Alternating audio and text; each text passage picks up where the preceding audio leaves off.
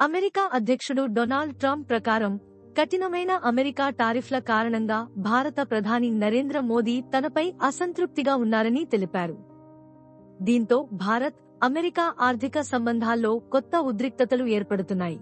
House జీఓపీ రిట్రీట్లో మాట్లాడిన Trump, మోదీతో తనకు మంచి సంబంధాలే ఉన్నాయని, కానీ అమెరికా విధించిన భారీ టారిఫ్ల కారణంగా భారత్ ఎక్కువగా చెల్లించాల్సి వస్తుండటంతో మోదీ అసంతృప్తిగా ఉన్నారని అన్నారు. భారత్ రష్యా నుంచి చమురు దిగుమతులు కొనసాగించడమే ఈ టారిఫ్లకు ప్రధాన కారణంగా అమెరికా చెబుతోంది.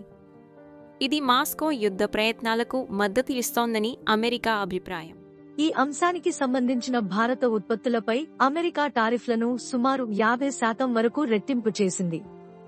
దీనివల్ల భారత్ రష్యా చమురు కొనుగోళ్లు గణనీయంగా తగ్గించాల్సి వచ్చిందని ట్రంప్ పేర్కొన్నారు. రష్యా చమురు కొనుగోళ్లను ఆపుతామని మోదీ ఎలాంటి హామీ ఇవ్వలేదని భారత్ స్పష్టం చేసింది. అమెరికా ఒత్తిళ్ల వల్ల కాకుండా తక్కువ ధరలో నమ్మదగిన ఇంధన సరఫరా లక్ష్యంగానే తమ విధానం ఉంటుందని ఢిల్లీ తెలిపింది.